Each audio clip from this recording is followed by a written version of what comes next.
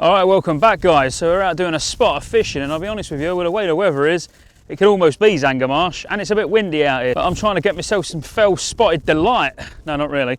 But today, I wanted to talk to you about fishing and cooking in particular, and it's something that we don't talk about on this channel very often.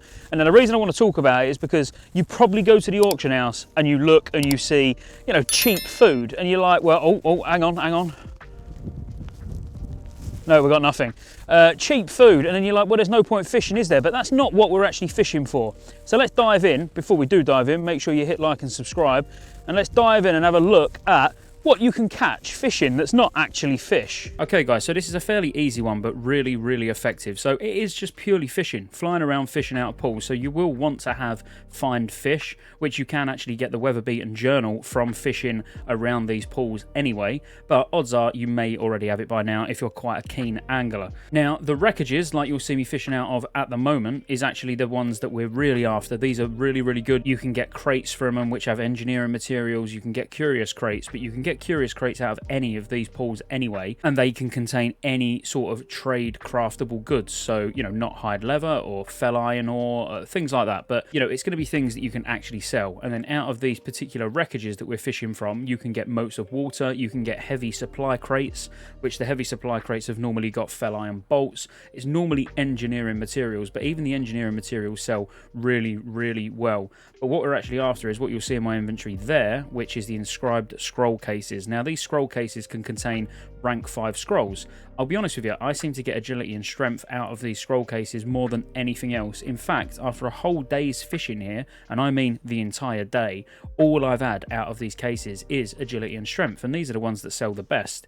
On most servers, for min-maxers who are trying to get the absolute most out of their class and pass, etc., you're going to get 2 to 3 gold for each of these, I would say, quite comfortably on the majority of servers. So that's what makes this a really lucrative farm. You know, on top of the scrolls of agility, scrolls of strength, you're also going to get fish that you can cook, and going around these particular lakes, you're going to get the fish to be able to make the golden fish sticks, which is the plus healing and spirit. You're going to be able to get the mats for fisherman's feast, which are particularly good, 30 stamina, 20 spirit food, and they make quite a lot of stacks just from one particular fish. You're also going to get the materials for the 8 mana per 5 food as well, which I appreciate is probably not quite as useful as some of the others, but still, it's probably going to work out better. So once you've done your fishing journey, go back, cook the fish, sell the food. People will buy MP5 food, particularly resto shamans, I would say. Like I say, it's fairly simple. There's not a great deal to talk about, but there is huge gold potential here. And it's not even just about huge gold potential. You know, you can become self-sufficient for your raid, so you can make sure you're fishing your own food.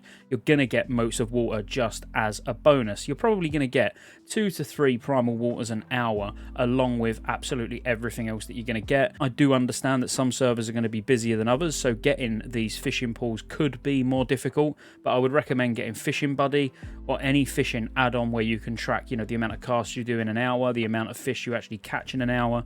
And while we're on that, I literally started this farm at 295 fishing. That was it. I was using the plus 100 lures and the plus 20 fishing rod, but still, I would occasionally get your fish got away. The majority of the time, I would say 9 times out of 10, I would actually catch the fish. So if you start doing this farm at 300 fishing because you've not touched fishing in Outland yet, you'll be absolutely fine. Just make sure you've got those 100 lures and the big iron pole, which has got plus 20 fishing on as well. There are other locations to farm as well, which can be quite lucrative, such as Terrakar Forest, where you're going to also be able to get inscribed scroll cases.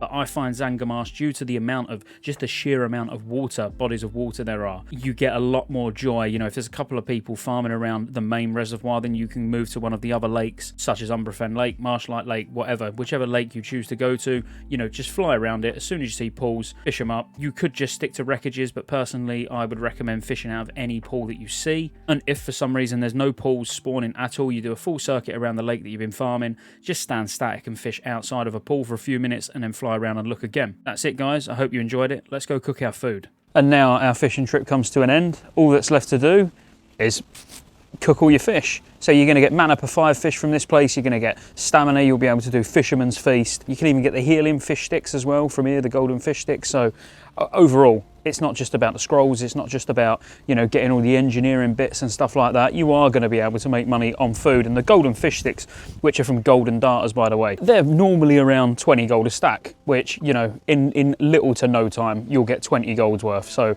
pretty decent. Overall, great farm. Cheers, boys. I hope you enjoyed this. I'm gonna finish cooking all the fish we got on the barbecue, go in the bar and probably get hammered. So make sure you hammer that like and subscribe button, and I'll see you on the next one.